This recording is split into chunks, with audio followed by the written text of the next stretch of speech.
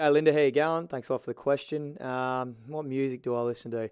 I'm known around the team as the bloke who sort of listens to the country music, probably more so than most. It's fair to say I probably do. I like a bit of a mixture, sort of John Williamson, love Paul Kelly, bit of American stuff too, Alan Jackson, Garth Brooks. So I'd probably say they're my favourites, and try and interchange a few little playlists with them. In terms of the best Northern Hemisphere rugby squad, look, I would have said it's so hard to know up here. It changes year to year. You know, the Six Nations is always a good indication of who the obviously the best sides are.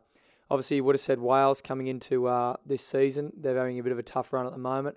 I still think they're one of the premier squads in this thing if they can just turn it around. I think England are building. You saw France, obviously, what they did to us in the first game. I think they've probably got the best set piece out of any of the sides going round.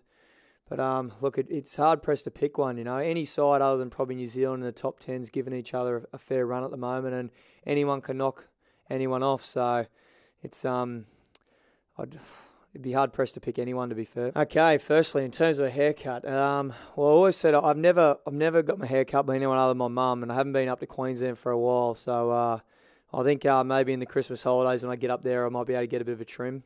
And that'll probably involve shaving the mo off too. But I'm going to take it home and see what the missus thinks first and foremost. Little Archer's going well. He's cruising about, up and moving a little bit, and off to his first little bits of swimming lessons. Pretty much goes to sleep in most of them, but no, he's going really well and growing. Really missing him, to be honest. I think obviously when you get your first cap, it's pretty special. Playing a World Cup, that was pretty good. But without doubt, I'd say it would have been Melbourne this year when I was able to witness the birth of my son and be with my wife through all that, and then to race down to Melbourne and be involved in one of the best wins I've sort of been able to obviously get a chance to play in with the Wallabies, and obviously thank Mikey Harris for kicking that goal at the end there when we beat Wales. So that'd probably be the most special moment. I've always had fond memories of Cardiff. I think it's definitely up there with the best stadiums in the world. It's, you know, where else do you get to play with a roof over the top, right on top? It's a ground made purely for watching rugby, and I think that's what makes it so great. There's some phenomenal stadiums around the world. I think probably list them all. I think Suncorp Stadium's obviously one of the great ones in Australia. You've got Twickenham. I rate this right up there, to be fair. And there's a number of great grounds in South Africa also, which I think do deserve their proper due as well. Elsie, what do you feel like when you just feel like giving up? Look, you have these emotions a lot, to be fair. I think, any career you're in, no matter if it's perceived to be the best job in the world, like, ours does from time to time, there's stages where you go through tough periods. I've been through them myself. Look, I think you need good people around you, people who support you, and tell the truth. Give you honest feedback. I think that's a key. And you also don't want people who are too negative around you as well. So I think it's finding that balance and knowing that tomorrow's always a new day. Really, we live in Australia of all places. It is one of the best countries in the world. You only have to travel to realise that. And if you got a sunny day the next day, life can't be that bad.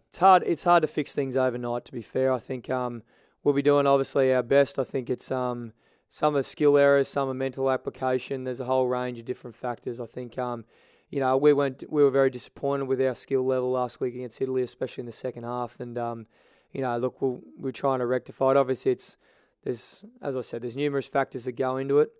Putting the ball out in front of the man, maybe with a pass, is probably where you can start. And that's something we in the backs will be definitely trying to do. Yeah, to Bobby, look, I think it's probably not something you reflect on too much right now because you're in the moment. Obviously, you're living it, and you're preparing with Wales. But I think something I'll look back on my career with a lot of fond memories. To be able to play 50 caps is pretty special. I think currently there's only 37 players who've in the history of the 860 odd Wallabies who've played that have been able to do it. So, it's a pretty elite club.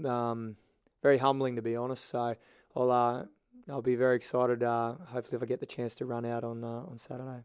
Ironically, I've got a few triggers, but I pretty much you got to get a routine. Kicking's about routine, like a golf shot or whatever. You got to get in that and focus. Probably tell myself a couple of things. I go through my routine of my kicking coach, what Bram Van Straten's taught me, and obviously Gerald Bosch in the past. But Bram and a few key points he talks about, I go through that in my head, and then I think of my family. To be honest, I think that I go through that just before I kick, because to be honest, that's what I'm playing a game.